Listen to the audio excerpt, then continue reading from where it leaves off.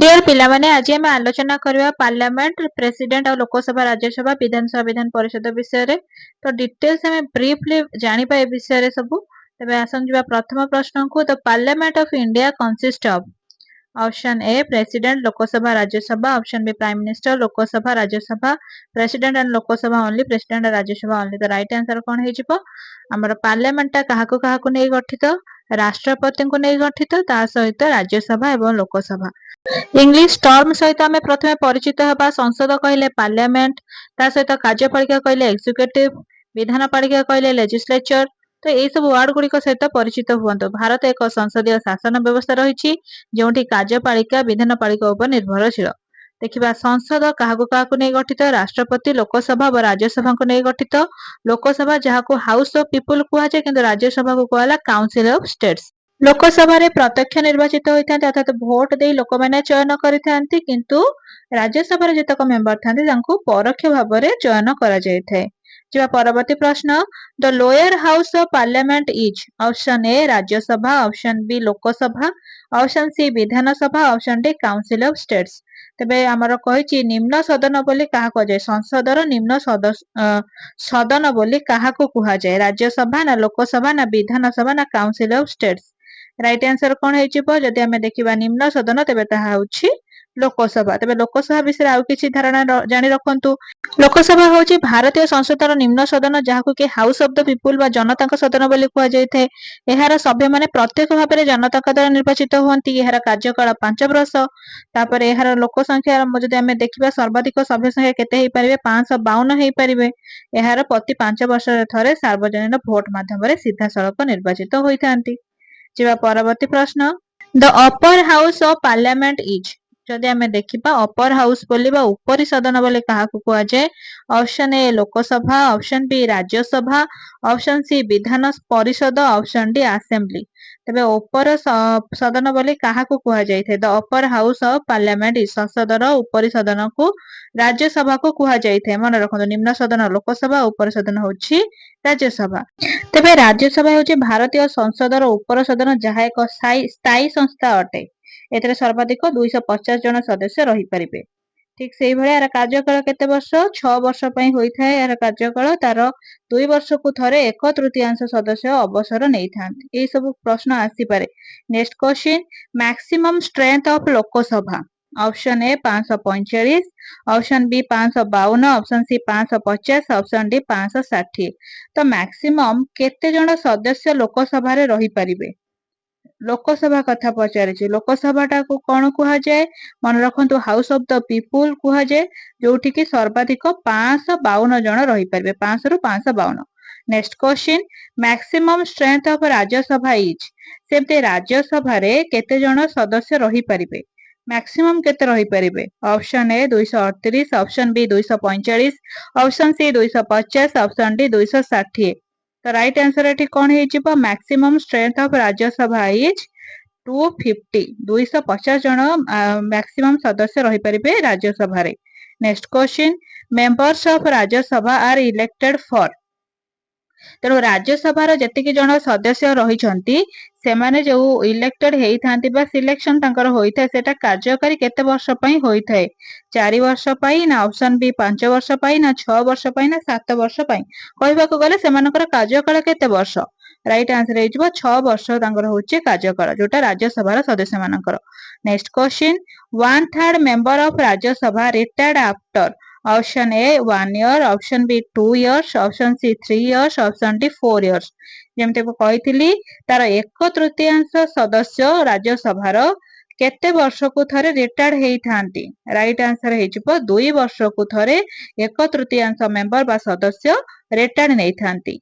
Next question Lok Sabha members are elected for ठीक से परी राज्यसभा तो चली गला सेमानक कार्यकाल 6 वर्ष लोकसभा सेमति थिबा सदस्य मानकर कार्यकाल केते वर्ष ऑप्शन ए 3 वर्ष ऑप्शन बी 4 वर्ष ऑप्शन बी 5 वर्ष ऑप्शन डी 6 वर्ष। तबे लोकसभा कार्यकाल केते वर्ष हो राइट आंसर हो 5 वर्ष होछि लोकसभा कार्यकाल जहाटा कि निम्न सदस्य सदनर सदस्य। Next question minimum age for Lok Sabha membership ତେଣୁ ଗୋଟେ ଲୋକସଭାର ସଦସ୍ୟ ହେବା ପାଇଁ ଜଣେ ବ୍ୟକ୍ତିଙ୍କର ମିନିମମ୍ ବୟସ କେତେ ହେଇଥିବା ଆବଶ୍ୟକ? ଅପସନ ଏ 21 ବର୍ଷ, ଅପସନ ବି 25 ବର୍ଷ, ଅପସନ ସି 30 ବର୍ଷ, ଅପସନ ଡି 35। ତ ସର୍ବନିମ୍ନ 25 ବର୍ଷ ହୋଇଥିଲେ ଜଣେ ଲୋକସଭାର ପ୍ରାର୍ଥୀ ହୋଇପାରିବେ।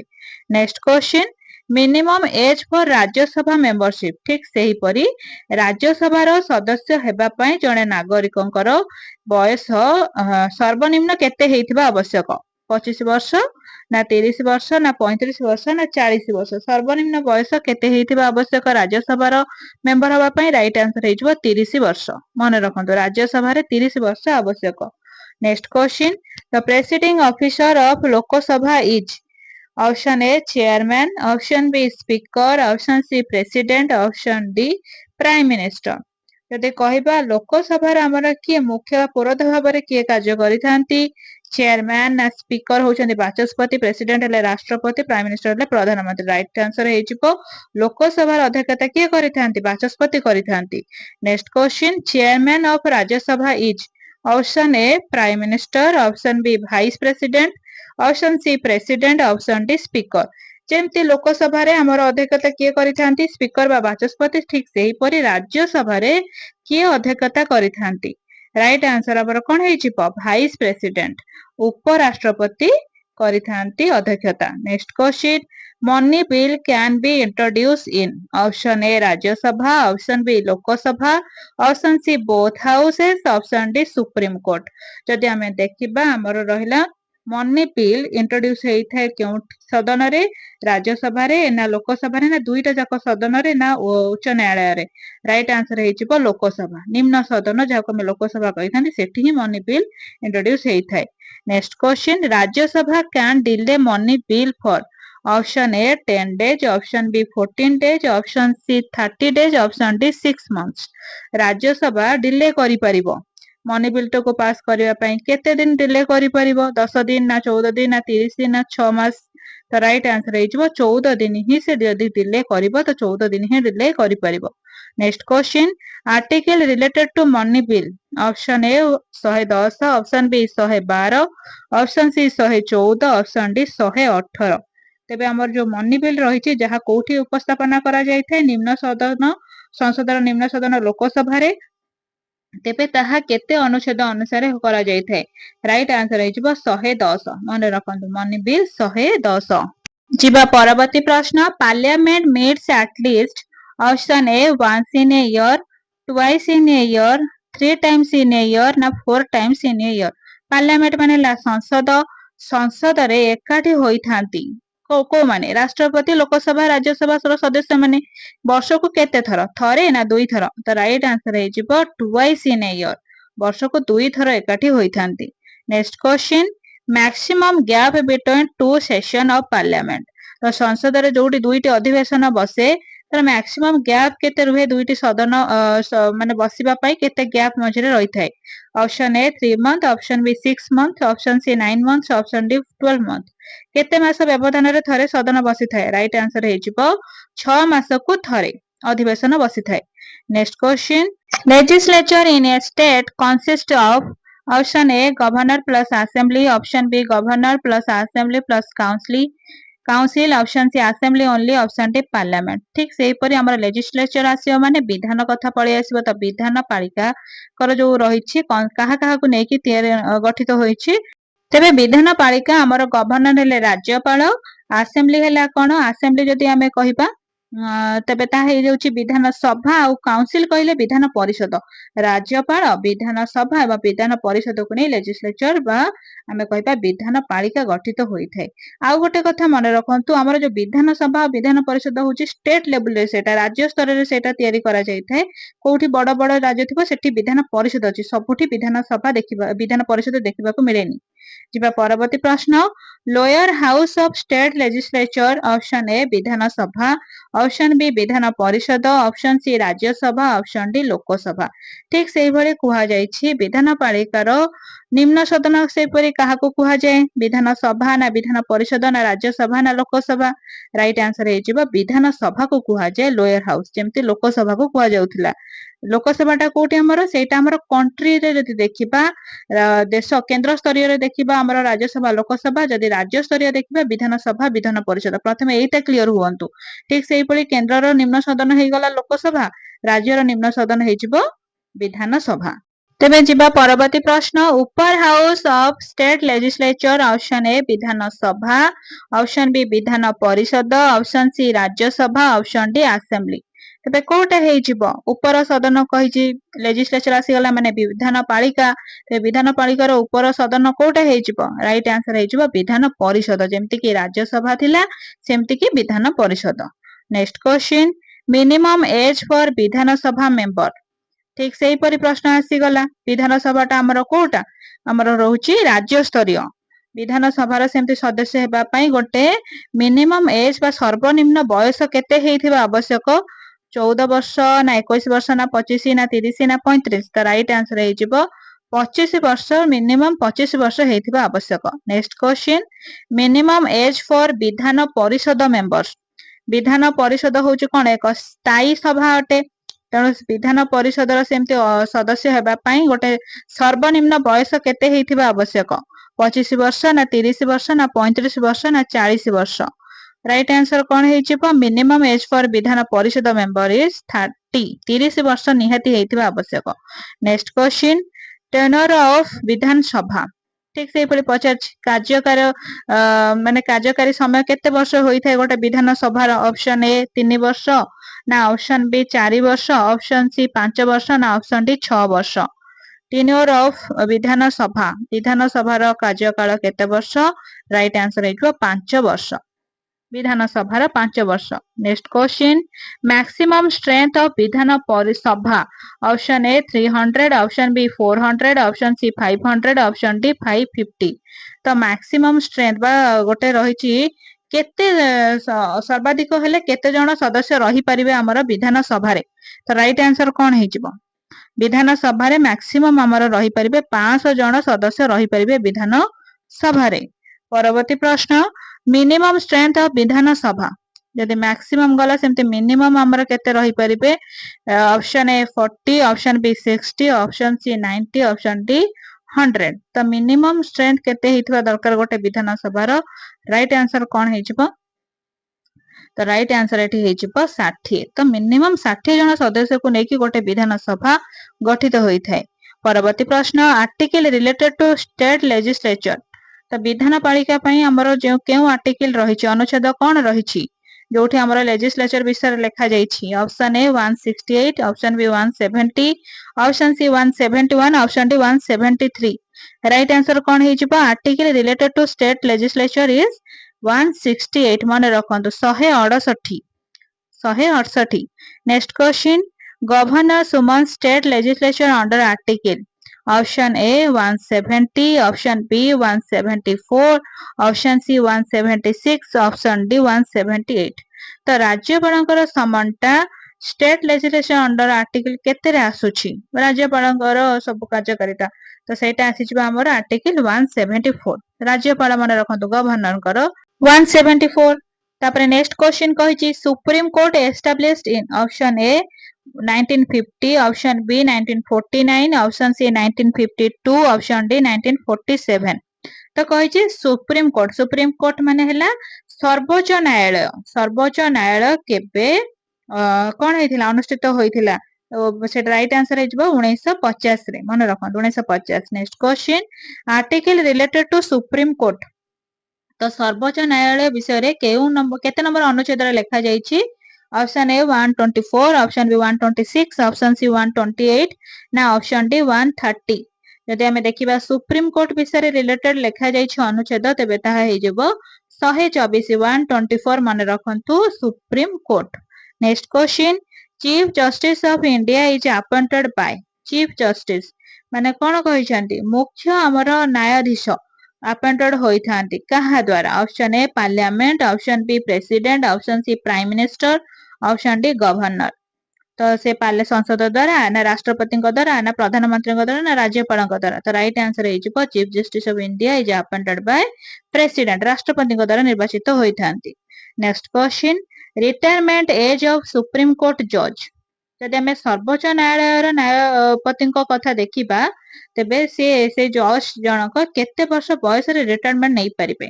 ଅପସନ ଏ 60, ଅପସନ ବି 62, ଅପସନ ସି 65, ଅପସନ ଡି 70। କେତେ ବର୍ଷରେ? 65 ବର୍ଷ ପରେ ସେ ରିଟାୟାରମେଣ୍ଟ ନେଇପାରିବେ। 65। Next question, highest court of India. Option A high court, district court, supreme court ନା ସେକ୍ସନ କୋର୍ଟ?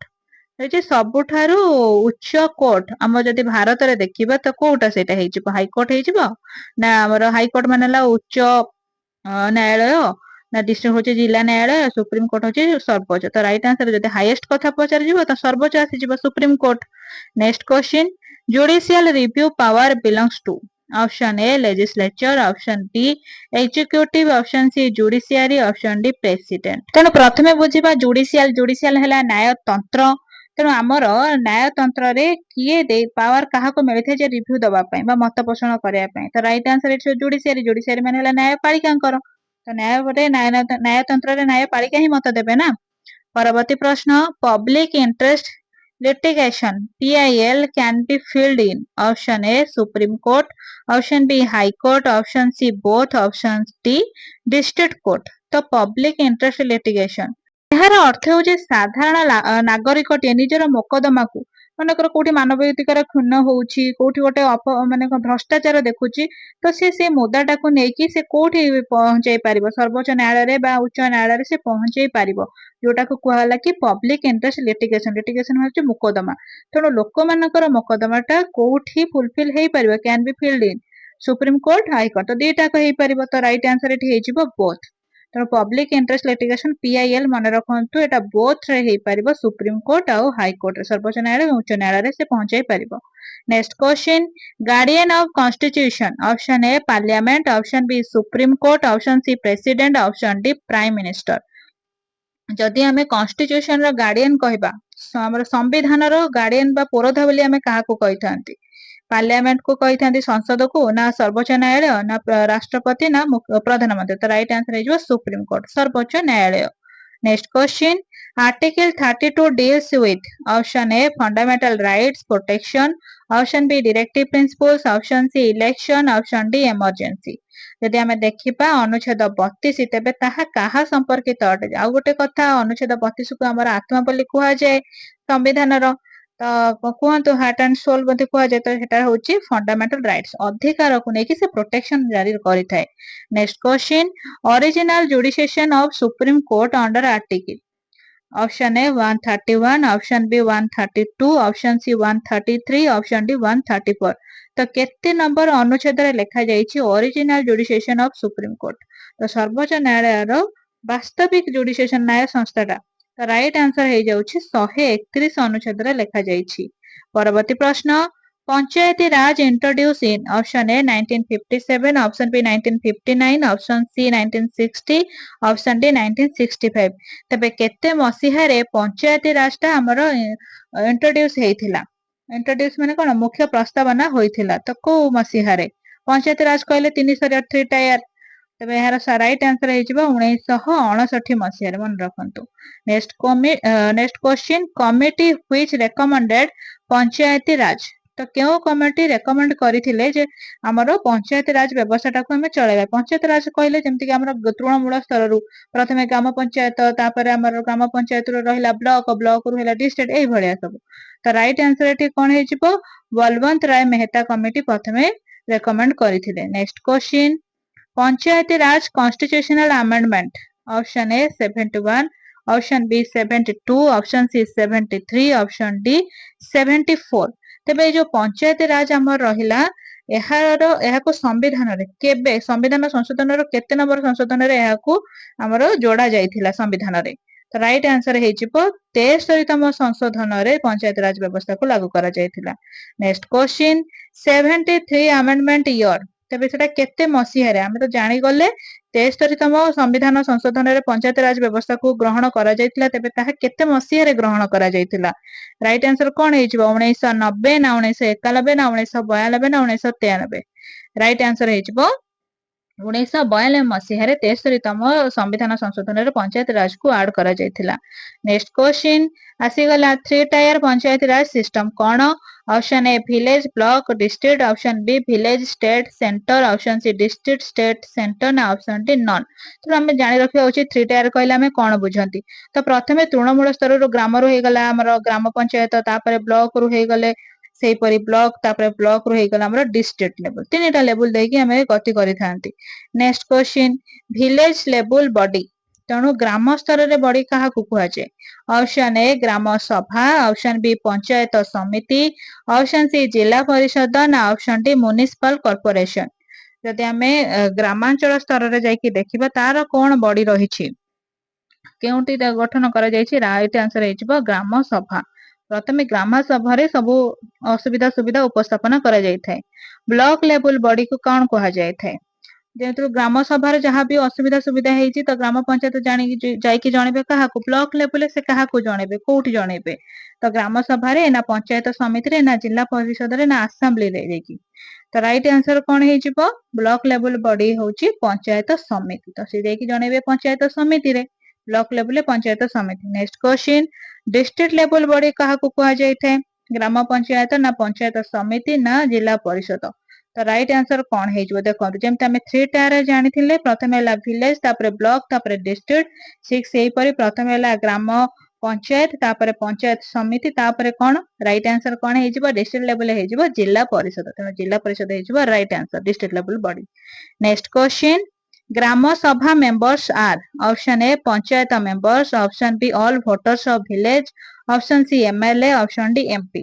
ତ ଗ୍ରାମ ସଭାରେ ଯୋଉ ସଦସ୍ୟ ଥାନ୍ତି ସେମାନେ କଣ ହେଇଥାନ୍ତି? ପଞ୍ଚାୟତର ମେମ୍ବର ହେଇଥାନ୍ତି ନା ଜଣେ ଜଣେ ବିଧାୟକ ହେଇଥାନ୍ତି ନା ମନ୍ତ୍ରୀ ହେଇଥାନ୍ତି ନା ସବୁ ଯେତେକ ଭୋଟ ଦଉଛନ୍ତି ସମସ୍ତେ ହେଇଥାନ୍ତି ସେଇ ଗ୍ରାମର। ତ ରାଇଟ ଆନ୍ସର ହେଇଯିବ ଅଲ୍ ଭୋଟର୍ସ ଅଫ ଭିଲେଜ। ଯେତିକି ଜଣ ସେଇ ଗ୍ରାମର ଭୋଟ ଦାନ ମତାଧିକାରୀ ଅଛନ୍ତି ସେମାନେ ସମସ୍ତେ।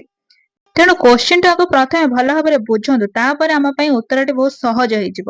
ତ ରାଇଟ ଆନ୍ସର ଏଠି କଣ ହେଇଯିବ? All voters of village. ଯିବା ପରବର୍ତ୍ତୀ ପ୍ରଶ୍ନ reservation for women in panchayat raj. ତେଣୁ ଆମେ ଯଦି ପଞ୍ଚାୟତ ରାଜ ଦେଖିବା ମହିଳା ମାନଙ୍କ ପାଇଁ କେତେ ପ୍ରତିଶତ ସଂରକ୍ଷଣ ହେଇକି ଥାଏ, କେତେ ଜଣ ଅଂଶୀଦାର ହେଇପାରିବେ ଆମର ପଞ୍ଚାୟତ ରାଜରେ?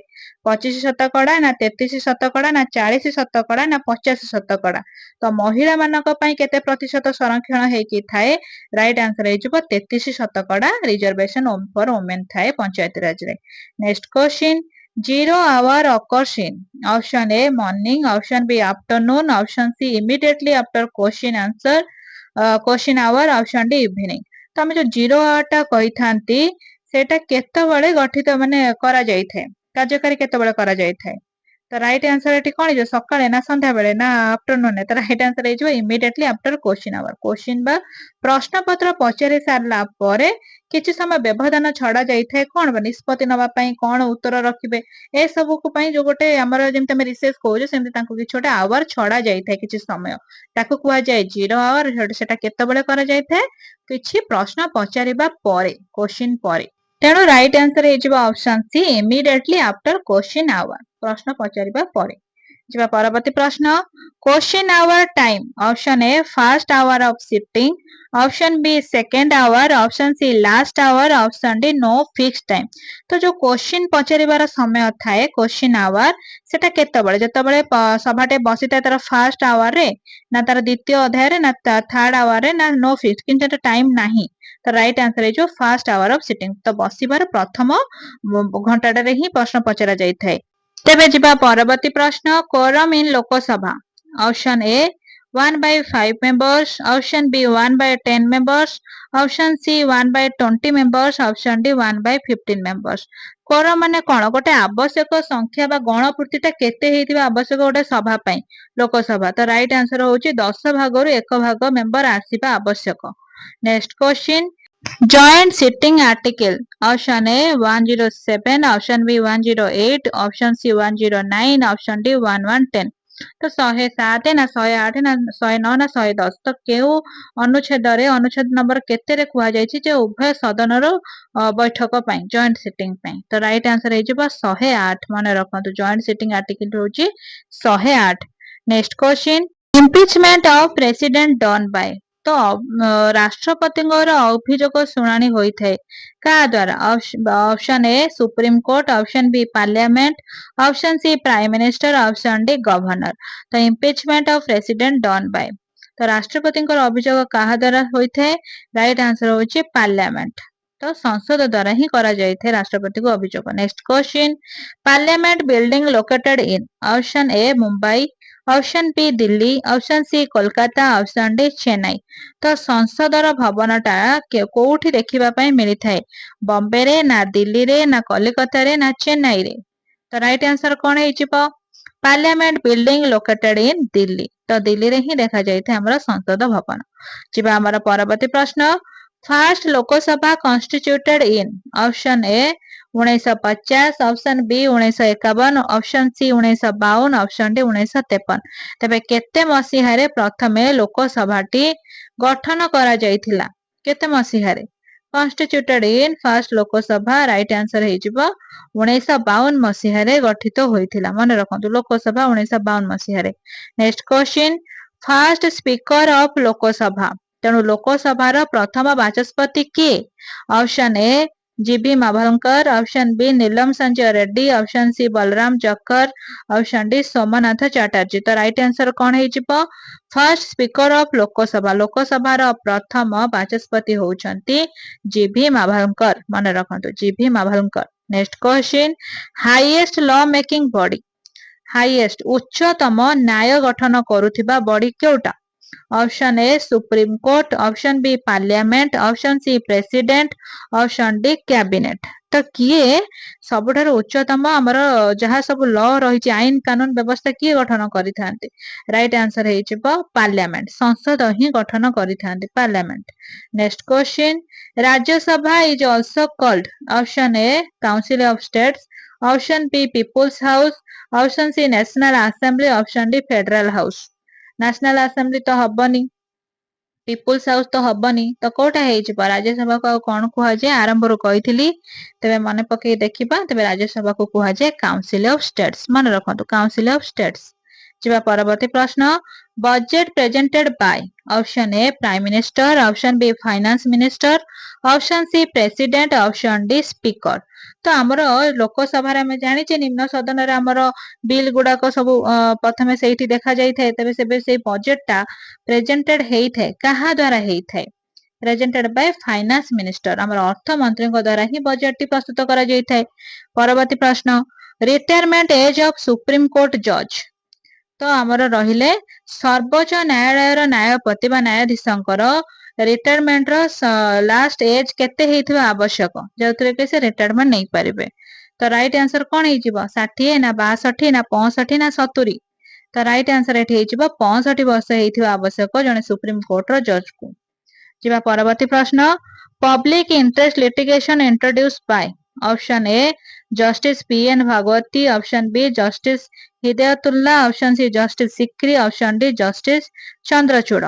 तेणु प्रथमे पब्लिक इंटरेस्ट लिटिगेशन माने बुझीथिले ताहार अर्थ होची साधारण नागरिकटी जदि मानवाधिकार खून होते भ्रष्टाचार होते ताको से सर्वोच्च न्यायालय हो उच्च न्यायालय सेटा प्रस्तावित करि परिबो से अधिकार तांकर अछि। तेबे प्रथमे आको किए इंट्रोड्यूस करिथिले प्रस्तावना किए देइथिले तो राइट आंसर हे जिवो ऑप्शन ए जस्टिस पीएन भागवती मन रखन जस्टिस पीएन भागवती।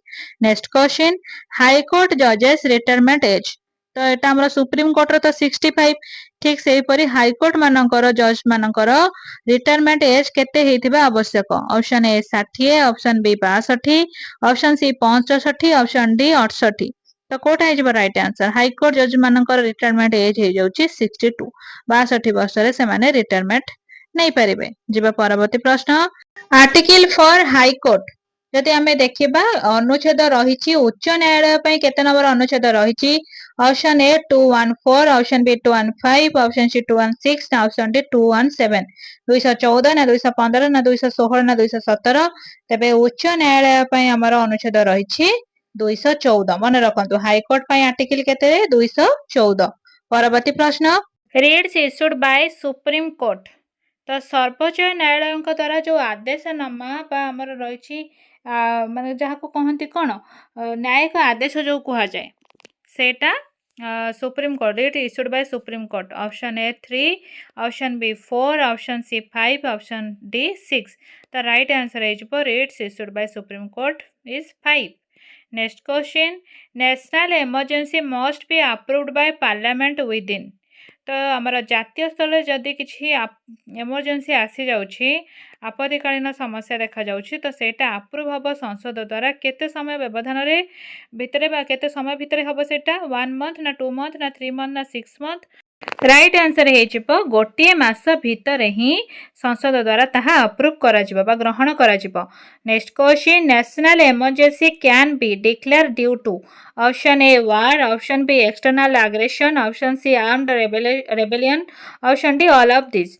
तो गोटे जातीय स्तर में इमरजेंसी आपत्तिकालीन समस्या आसीजिव सेटा डिक्लेयर होइथिबो कोउथिपाई रीजन कौन ता पछरे राइट आंसर टी कौन हो ऑल ऑफ दिस। जदि आम देखा समस्त प्रकार युद्ध हो रेबेलियन हो तो जीवा परवर्ती प्रश्न, national emergency is mentioned it option A article 350, option B article 352, option C article 356, option D article 360। तो आमर जातीय इमरजेंसी बा आपत्तिकालीन समयटा मेंशन करा जायछि अनुच्छेद केतरे 350 ना 352। तो राइट आंसर हो आमर 352 कहीं 356 राष्ट्रपति 360 होछि विपत्तिकालीन। Next question, president's rule must be approved within. तो आमर राष्ट्रपति जहाँ भी सब रूल रही अप्रूव करते मास मध्य option A 1 month, option B 2 month, option C 3 months, option D 6 months. तो राइट आंसर हो president's rule must be approved within 2 month 2 मास भितर ही सेटा अप्रूव करा जिवो। Next question, maximum duration of president's rule. तो मैक्सिमम गोटे केते ड्यूरेशन केते समय व्यवधान मध्य आमर राष्ट्रपति रूल टा आमर रहिबो। Option A 1 year, option B 2 years, option C 3 year, option D 5 years. तो प्रेसिडेंट राष्ट्रपति रूलटा मैक्सिमम 3 वर्ष रहिबो समय व्यवधान रहिबो मध्य। Next question, financial emergency has been declare in India. Option A once, option B twice, option C 3 times, option D never. तो आम देश भारत कथा जदि देखा तेबे आर्थिक विपत्ति केतबेले हेइछि ना हेइनि केबे डिक्लेयर घोषणा करा जायछि कि आर्थिक विपत्तिर। तो राइट आंसर कौन हो? तो राइट आंसर हो नेभर केबे भी हेइनि आमर आर्थिक समस्या बा संकट केबे भी हेइनि। जिबा परवर्ती प्रश्न, during national emergency fundamental rights under article 19 are suspended by. Option A article 358, option B article 359, option C article 360, option D article 361। तो आमर जातीय इमरजेंसी आपत्तिकालीन समय आमर जहाँ मानविक अधिकार सब रही आर्टिकल 19 ता सस्पेंड हो पार क्या द्वारा आर्टिकल 358 द्वारा। Next question, article 359 deals with.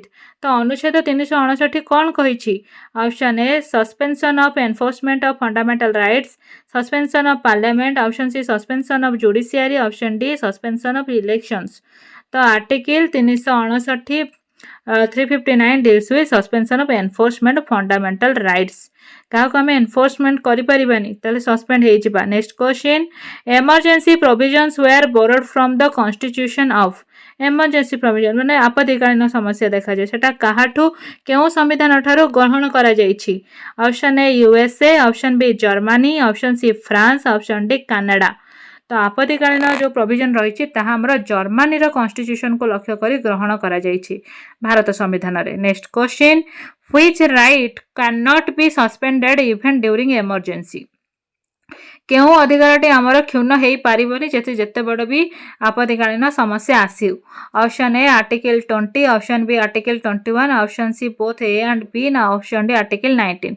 कौ अनुच्छेदटा सस्पेंड हो पारिबनी। तो राइट आंसर हो both article 20 and 21। Next question, article 356 deals with. Option A failure of constitutional machinery, option in states, option B finance crisis, option C external aggression, option D war। तो article 356 टा कहा सहित deal करे। तो article 356 आम जानी राष्ट्रपति role. तो से कौन रहिबो फेल्युअर ऑफ कॉन्स्टिट्यूशन जदि हमर संविधान रे किसी फेल्युअर होउची तो सेटा रहिबो। जिबा परवर्ती प्रश्न, financial emergency affects. Option A salaries of government employees, salaries of judge, option C financial distribution between center and state ना all of this। जदि आमर आर्थिक संकट देखा विपत्ति देखा तेबे ताहा कहा उपरे प्रभाव पकेब तो सबू गवर्नमेंट एम्प्लॉय मानक सैलरी उपर हो जजेस मानक सैलरी हो कि आमर अलग जेकोसी केन्द्र बा राज्य स्तर में जहाँ भी आमर जाऊँगी तो सब ऑल ऑफ दिज सब क्षेत्र में प्रभाव पकेब। Next question national emergency proclaimed by option A prime minister, option B president, option C parliament, option D supreme court. तो जो आम रही जातीय आपत्तिकालीन समय ताकू आउ किए प्रोक्लेम करें प्रधानमंत्री ना राष्ट्रपति ना पार्लियामेंट। तो राइट आंसर हो राष्ट्रपति आउ थे करें। जा परवर्ती प्रश्न written recommendation of which body is needed for national emergency. Written लिखा जाइए आमर संविधान रे जातीय आपत्तिकालीन समय कौ बॉडीटा काम कर। Option A parliament, option B council of ministers, option C supreme court, option D election commission. तो ये आपत्तिकालीन समय क्यों संसद काम कर काउंसिल ऑफ मिनिस्टर। तो राइट आंसर हो काउंसिल ऑफ मिनिस्टर तार body. Next question article 365 deals with option A state failure to follow union direction, option B war emergency, option C election dispute, option D financial crisis. तो ये article 365 कहा सहित तुलना माने कहा विषय लिखा जाइए। राइट आंसर कौन हो article 365 deals with state failure to follow union direction तेणु ये स्टेट आमर रहिबो। Next question article for president of India option A 50, option B 52, option C 54, option D 56। क्यों अनुच्छेद राष्ट्रपति भारतर राष्ट्रपति विषय लिखा जाइए क्यों अनुच्छेद अनुच्छेद 50 ना 52 ना 54 ना 56। राइट आंसर हो article for president of India is 52 52 अनुच्छेद लिखा जाइए प्रेसिडेंट को विषय। Next question election of president is mentioned इन जमी 52 प्रेसिडेंट विषय लिखा जाइए सेमती प्रेसिडेंट को इलेक्शन टा केमती हम ताहा क्यों अनुच्छेद मेंशन करा जाइए। Option A article 52, option B article 54, option C article 55 ना ऑप्शन डी आर्टिकल 56। तो राइट आंसर ये आर्टिकल 54 54 अनुच्छेद लिखा जाइए प्रेसिडेंट करो इलेक्शन विषय। Next question electoral college for president includes option A MPs, option B MLAs, option C both A and B, option D governor.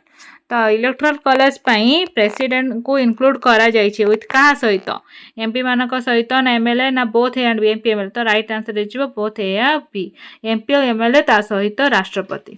Next question vice president is mentioned in जदि आम देखा उपराष्ट्रपति तेरे विषय क्यों अनुच्छेद लिखा जाइए। ऑप्शन ए अनुच्छेद 60, ऑप्शन बी अनुच्छेद 62, ऑप्शन सी अनुच्छेद 63, ऑप्शन डी अनुच्छेद 65। तो राइट आंसर कौन हो vice president is mentioned in option C article 63 अनुच्छेद 63 लिखा जाइए उपराष्ट्रपति विषय। Next question vice president is elected by option A MPs only, option B MLAs only, option C both MP and MLAs, option D governor. तो आमर उपराष्ट्रपति क्या द्वारा निर्वाचित होती एमपी मानक द्वारा ना एमएलए मानक द्वारा ना राज्यपाल द्वारा ना बोथ एमपी और एमएलए मानक द्वारा। तो राइट आंसर हो एमपीज ओनली। तो वाइस प्रेसिडेंट क्या द्वारा इलेक्टेड होती एमपी मानक द्वारा से माने निर्वाचित होती। Next question removal of president is called option A dismissal, option B impeachment, option C removal, option D suspension. तो राष्ट्रपति को शासन निर्वासित करने से वार्ड को कौन कह जाए removal of president is called impeachment अभियोग शुणाणी बोली कह जाए। जा परवर्ती प्रश्न impeachment procedure given in option A article 61, option B article 62, option C article 63, option D article 64। तो आम रही अभियोग शुणाणी प्रोसीड्योरटा सेटा केते नंबर अनुच्छेद लिखा जाइए 61 ना 62 ना 63 ना 64। राइट आंसर हो आर्टिकल 61 रे इम्पीचमेंट प्रोसीड्योर लिखा जाइए। जा परवर्ती प्रश्न president appoints option A prime minister, option B governors, option C जजेस ऑफ सुप्रीम कोर्ट ना ऑल ऑफ दिस। तो राष्ट्रपति जड़े क्यों मानक नियुक्ति दे पारे प्रधानमंत्री मानक ना राज्यपाल मानक ना सर्वोच्च न्यायालय जतक सब न्यायाधीश मानक ना ऑल ऑफ दिस। ये तीन समस्त को से दे पारे। तो राइट आंसर हो जाउछि ऑल ऑफ दिस तेणु से समस्त को अपॉइंटमेंट करिथांती राष्ट्रपति। Next question audience making power option A article 121, option B article 123, option C article 124, option D article 125। Audience making मान लोक मानक गठन करवा लोकमंडल गठन करवा को आर्टिकल लिखाई को अनुच्छेद रे राइट आंसर ये आर्टिकल 123। ऑडियंस मेकिंग पावर रही जाउछि हमर अनुच्छेद 123। Next question supreme commander of arm force option A prime minister, option B defence minister, option C president, option D chief justice. जदि आम देखा supreme commander of arm force तेणु supreme commander किए होउछन्ते आर्म फोर्स रो प्रधानमंत्री ना defence minister ना राष्ट्रपति। तो राइट आंसर है प्रेसिडेंट हो जाउछन्ते supreme commander of arm force किए राष्ट्रपति। Next question president address parliament under option A article 86, option B article 87, option C article 88, option D article 89। तो आमर जो राष्ट्रपति होउछन्ति से नियुक्ति एड्रेस होउछन्ति संसद रे केते नंबर अनुच्छेद रे ताहा लेखा जाइछि संसद द्वारा। तो राइट आंसर है article 87 president address parliament under article 87। Next question president can nominate members to Rajya Sabha option A 10, option B 12, option C 14, option D 16। तो राष्ट्रपति द्वारा केते जन सदस्य मनोनीत हो पारे राज्यसभा को से नॉमिनेट करें केते जन सदस्य को राष्ट्रपति। राइट आंसर है president can nominate 12 members to Rajya Sabha. Rajya Sabha 12 जन सदस्य को से चयन करें। Next question qualification for president option A 35 years age, option B citizen of India भारतर नागरिक होइथिबा आवश्यक, option G eligible for Lok Sabha से एलिजिबल होइथिबे एवं ऑल ऑफ दिस। तेणु ये समस्त थिबा आवश्यक क्वालिफिकेशन। तो राइट आंसर है ऑल ऑफ दिस। तेणु ये तीनटा जाक थिले ही जणे राष्ट्रपति पद योग्य हो पारे। Next question president resignation submitted to option A prime minister, option B vice president, option C chief justice, option D speaker. तो जितेबाला जड़े राष्ट्रपति निजर रेजिग्नेशन देवे सबमिट करेंगे से क्या नहीं सबमिट करेंगे प्रधानमंत्री ना रहिले उपराष्ट्रपति ना चीफ जस्टिस ना स्पीकर बा बाचस्पति। तो राइट आंसर है उपराष्ट्रपति को लेकिन सबमिट करेंगे। Next question vice president acts as president when option A president resigns, option B president dies, option C president unable to perform duties ना ऑल ऑफ दिस। तो जड़े उपराष्ट्रपति राष्ट्रपति समस्त कार्य केतबेले करें राष्ट्रपति रिजाइन देदेवे ना मरीजे ना काम करने अक्षम हो। तो राइट आंसर है ऑल ऑफ दिस जितेबाला तीन टा जाक समस्या देखा। परवर्ती प्रश्न right to vote mention in तेणु भोट मत देवार अधिकार एटा कौ अनुच्छेद मेंशन करा जाइछि। Option A article 3 to 4 324, option B article 3 to 6 324, option C article 3 to 5 325, option D article 3 to 7 327। केते नंबर अनुच्छेद 326 अनुच्छेद लिखा जाइछि right to vote. Next question anti defection law added by option A 42 amendment, option B 44 amendment, option C 52 amendment, option D 61 amendment. Anti defection law टा केते number संवैधानिक संशोधन रे उल्लेख करा जाइछि। राइट आंसर कौन हो anti defection law added by 52 amendment मन रखंतु 52 amendment. Next question UPSC chairman appointed by तेणु यूपीएससी जो चेयरमैन रही से क्या द्वारा नियुक्ति पाई था।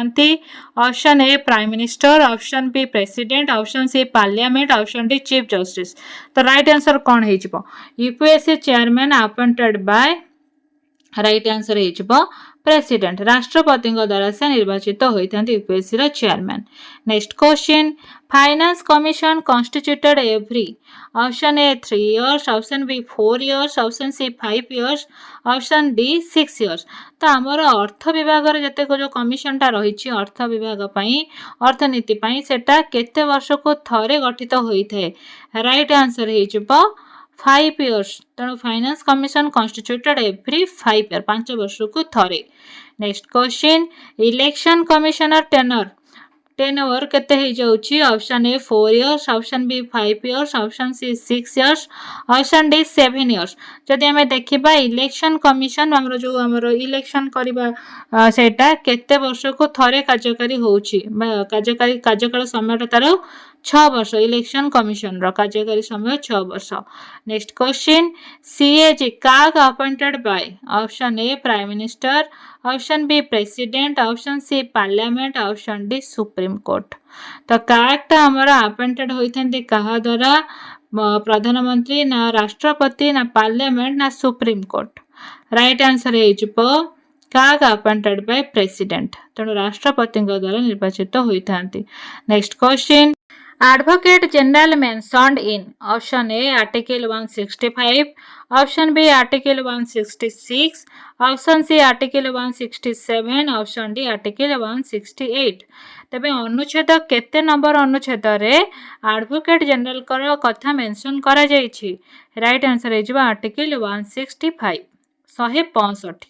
Next question attorney general mention in तबे अटॉर्नी जनरल कर सेमती केते नंबर अनुच्छेद रे मेंशन करा जायछि सेमानक विषय रे राइट आंसर कोन हे जिबा। तबे ऑप्शन गुडी को देखि दबा article 74, option B article 76, option C article 78, option D article 80।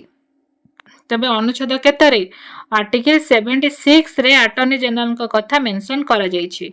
Next question UPSC mention in option A article 310, option B article 315, option C article 320, option D article 325। तो UPSC कथा mention करा जायछि केते number अनुच्छेद रे right answer हे जिवो कोन UPSC mention in article 315 315 315 मन रखंदु 315। Next question finance commission mention in option A article 280, option B article 281, option C article 282, option D article 283। तेणु केते नंबर अनुच्छेद रे फाइनेंस कमिशन कथा मेंशन करा जायछि। तो राइट आंसर एटी कोन हे जिवो finance commission mention in article 280 तेणु अर्थ संपर्कित आसी गले सेटा हे जिवो 280। Next question controller and auditor general mentioned in option A article 148, option B article 149, option C article 150, option D article 151। तो आम देखा ऑडिटर जनरल और कंट्रोलर मानकर कथा केते नंबर अनुच्छेद रे मेंशन करा जायछि। राइट आंसर हे जिवो आर्टिकल 148 148 अनुच्छेद रे ग्रहण करा जायछि। Next question election commission mention in तेणु इलेक्शन कमिशन से परी केते नंबर अनुच्छेद रे मेंशन करा जायछि। Option A article 324, option B article 325, option C article 326, option D article 327। तो राइट आंसर कोन हे जिवो इलेक्शन कमिशन कथा जदि देखिबा तबे ताहा अनुच्छेद 324 रे मेंशन करा जायछि election commission. Next question oath of president administered by option A prime minister, option B chief justice of India, option C speaker, option D vice president. राष्ट्रपति शपथ पाठ किए कराई थांती oath of president administered by option A कही prime minister ना chief justice. तो right answer आमर हो प्रधान विचारपति द्वारा कराई थांती। Next question removal of vice president done by option A Lok Sabha only, option B Rajya Sabha only, option C both houses, option D president. जदि आमे देखिबा उपराष्ट्रपति को निर्वाचित करा जिवो तेबे ताको किए कराई परबो लोकसभा केवल कराई देबो ना राज्यसभा ना दुईटा जाक सदन कराइबे मिसिकी ना राष्ट्रपति द्वारा। तो राइट आंसर हे जिवो बोथ हाउसेस लोकसभा और राज्यसभा द्वारा ही से रिमूव हे परबे निर्वाचित हे परबे। Next question vice president is ex officio option A speaker of Lok Sabha, option B chairman of Rajya Sabha, option C chief justice ना ऑप्शन डी गवर्नर। तो गोटे उपराष्ट्रपति होइथिबे सीए जे जने कोन थिबे ex office of right answer हे जो चेयरमैन ऑफ राज्यसभा। राज्यसभा रो जने चेयरमैन हेइथिबा आवश्यक उपराष्ट्रपति।